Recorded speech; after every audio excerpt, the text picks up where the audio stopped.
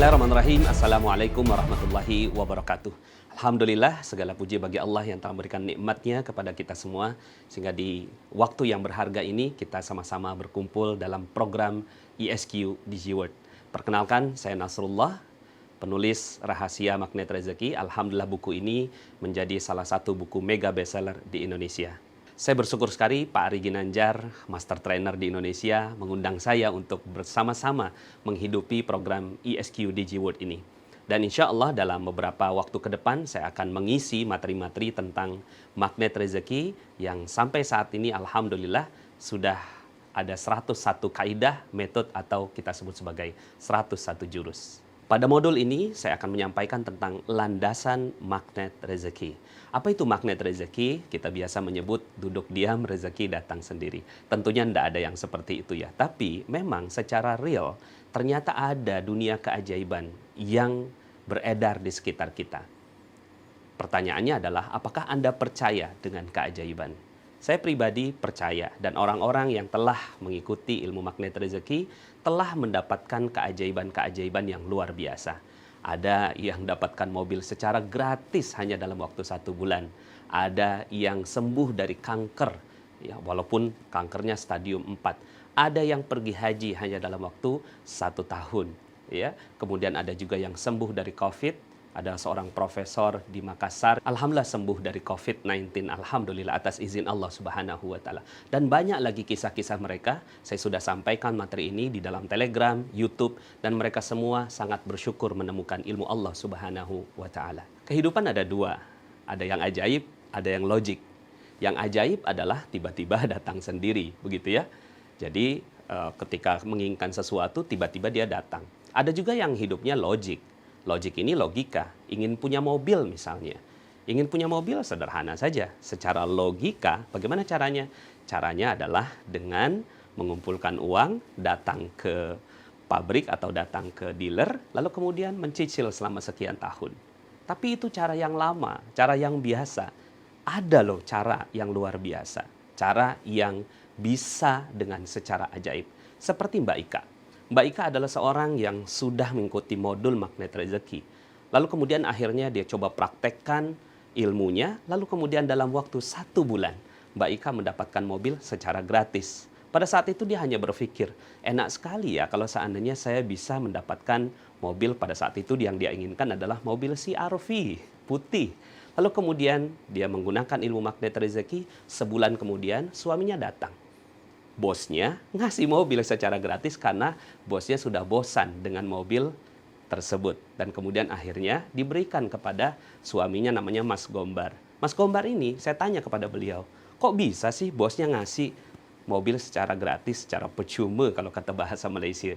Kemudian dia katakan bahwa saya baru kerja Pak Nas, 1,5 tahun sama dia. Tapi inilah yang disebut sebagai keajaiban. Di luar logik, di luar logika, kok bisa hanya dengan berfikir dan meminta kepada Allah Subhanahu wa taala, dia bisa mendapatkan keajaiban. Maka di dalam magnet rezeki, kita meyakini ada satu kaidah. Keajaiban itu ada bagi mereka yang percaya. Sekarang saya mau tanya sama tuan-puan semua, Bapak Ibu semua yang hadir dalam DigiWorld ini. Pernah nggak mendengar kisah-kisah ajaib di dalam Al-Quran? Nabi Musa belah lautan, Nabi Ibrahim, ya, apinya menjadi dingin. Nabi Isa alaihi salam membuat tanah liat dan terbang menjadi burung. Nabi Muhammad sallallahu alaihi wasallam keluar susu dari jari jemarinya. Sekarang saya mau tanya, untuk apa kisah-kisah ajaib itu di dalam Al-Quran diceritakan kepada kita?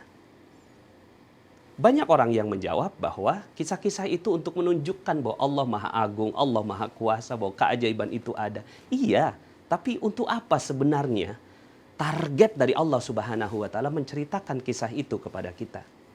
Contohnya misalnya Pak Ari Ginanjar membuat buku ISQ. Apa tujuan Pak Ari membuat buku ISQ? Tentu satu jawabannya, agar buku itu dipraktekkan.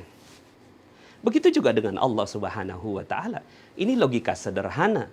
Kenapa Allah Subhanahu wa taala berikan kisah-kisah ajaib di dalam Al-Qur'an?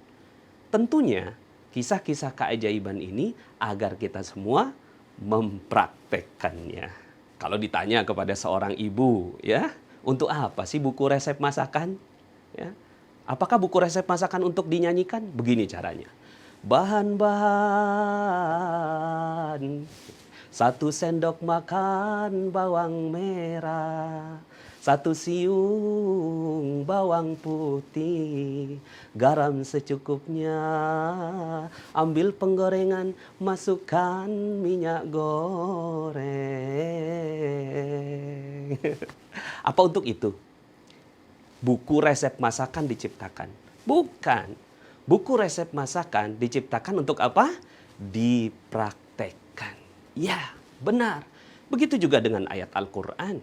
Dalam Al-Quran Allah Subhanahu wa ta'ala menyebutkan, Kullama dakhala 'alaiha Zakariya al-mihrab wajada 'indaha rizqa.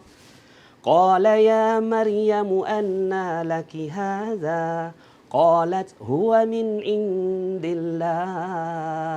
Innallaha yarzuqu man yasha'u bighairi hisab.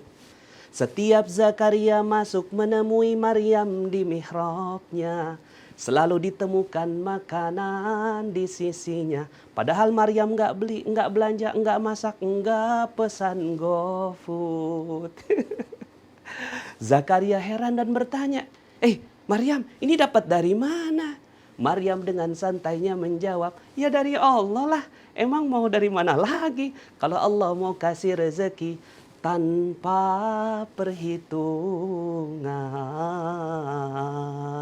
Tek tek tek tek. Nah, sekarang saya mau tanya. Ini ada dalam surat Ali Imran ayat 37 dan 38.